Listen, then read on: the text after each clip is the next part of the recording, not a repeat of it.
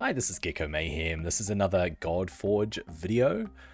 Got a real treat today. I'm actually making 2 videos, so please check out the other one. I'm going to be covering 4 champions today, and they're going to be showcased in different ways. The first one I'm going to cover is Volkudlak. This is in the Virage faction. The Volkudlak is a werewolf in Slavic mythology. Perhaps they represented the ferocity of nature in primitive times when many mythologies were created and adapted as stories.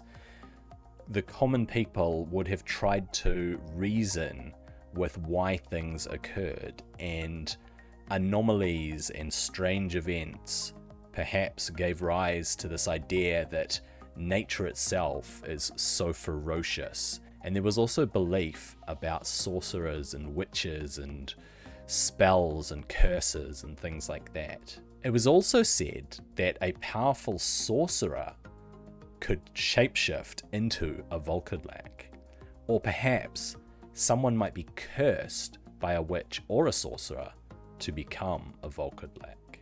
As with werewolves, Volkudlak have a connection with the moon. They are very strong, they're said to have a healing ability, and they forget their actions when they're in beast form. So when people go beast mode and they're out at night and the moon is full and they're howling at the moon and they're covered in fur and they have wolf-like qualities and they're killing people, going to people's farms and killing their animals and eating them, the next morning when they've returned to their human form, they're said to have forgotten everything that they did the night before. In some cases, the Volkudlak were compared to berserkers from Norse mythology, where the spirit of an animal was said to be channeled to make them unstoppable in battle. So perhaps in medieval times, when Slavic mythology gave rise to the Volkudlak, there may have been people in battle showing these qualities of a wolf or an unstoppable animal. Ignore the fact that the Olympus banner is behind the Volkudlak as we take a look at this model being showcased. It's garbed in a green leather jacket, it has some scarring on the chest, it's got some detailing on the jacket, scar on its face, very wolf-like, very cool looking, powerful, ferocious, and deadly. The next character, or hero, god, or champion, is Odin. The different names for Odin, such as Woden or Wotan, stem from Wothanaz, which translates as Lord of Frenzy. Odin is known as the All-Father and the King of the Gods, a bit like Jupiter or Zeus from Roman and Greek mythology. Odin was the god who represented wisdom, war, death, and magic.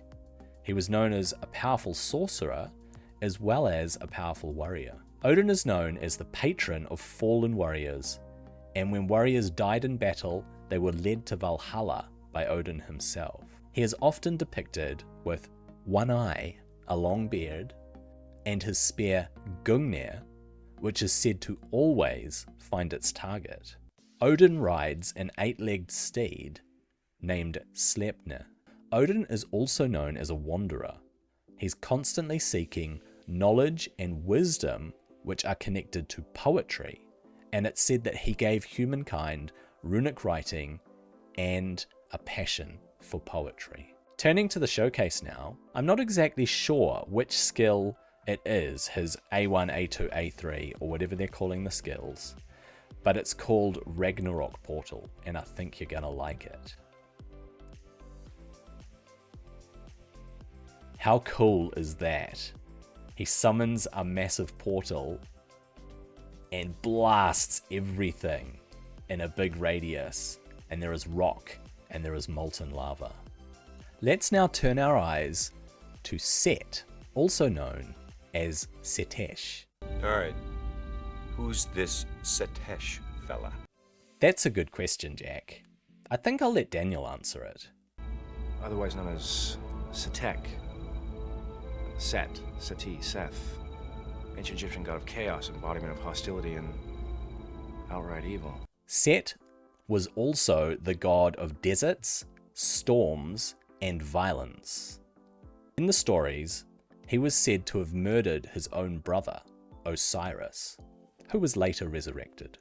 No one's actually sure what animal represents Set, though it is said that it could be a jackal or a donkey. Set's first attack is called Desert Mirage, and it reads, attack one enemy for X damage with a 75% up to 100% chance to place initiative down 1 on all enemies for 1 turn.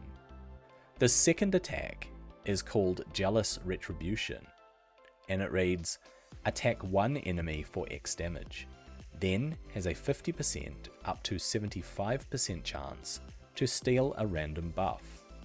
Decrease this ability cooldown by 1 turn if a buff is not stolen.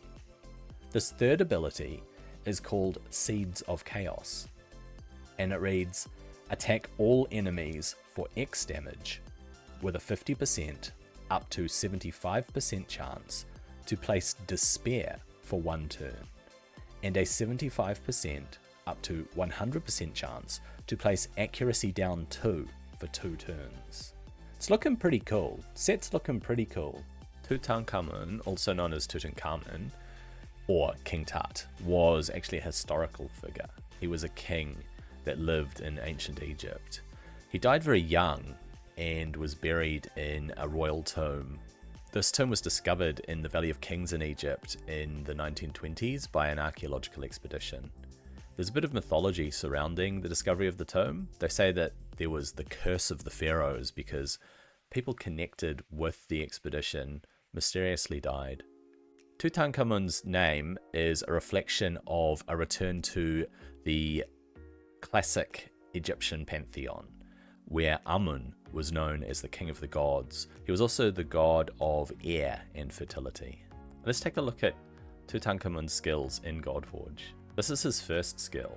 He swipes them once, twice. Let's play that one more time. Whack, whack. Pretty cool. Here's his second skill. He powers up and then he blasts all the targets. Let's take a look at that one more time. He draws power, he powers his weapon, and then he lets loose and blasts all of his targets. That's a cool skill. Here's Tutankhamun's third skill. Whack, whack, spin, and massive blast. And one more time. Whack, whack, spin, and whack them really hard with a massive effect. Pretty cool for a third skill. That was a good character showcase, but there's more. We have confirmation of a few new epic characters. First up, Apophis, also known as Apep, was the serpent god of chaos and darkness, and he was the enemy of the sun god Ra. Sekhmet is a lion-headed goddess. She is associated with war, pestilence, healing, and the desert sun, and Sekhmet was seen as a fearsome protector. Bennu is an Egyptian deity, often depicted as a heron, and he is linked with the sun, creation, and rebirth. Sometimes Bennu is associated with Osiris. Wadjet is the cobra goddess. She became the protector of Egypt alongside Nekbet, the vulture goddess. I really hope they do a good job with Wadjet's model. I don't know what she's going to look like in game. In fact, I don't know what any of these champions, heroes, characters are going to look like in game. We haven't had any concept art or models released to us yet. And finally, the Jackals of Duat. I'm not sure what this actually refers to. It could be the 12 jackal-headed deities that guard the Sea of Life in Duat, which is the Egyptian underworld. Or it could be the 4 jackals that tow the boat of the sun god Ra when he travels through Duat. Well, that's all I have for you for this video. I hope that you enjoyed the showcases of Volkodlak, Set, and Tutankhamun, as well as seeing Odin's ultimate portals of Ragnarok, or Ragnarok portals, which I thought was a really cool effect. I hope you enjoyed this video. Thank you for watching, and I'll see you on the next one.